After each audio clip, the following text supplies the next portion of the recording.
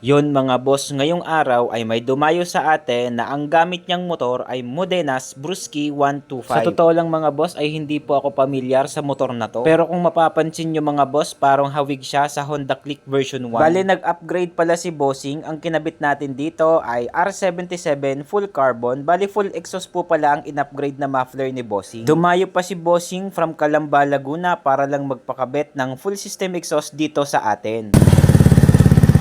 Okay, so ito yung tunog niya mga boss. With silencer pa yan ha. Ito nung kalakas.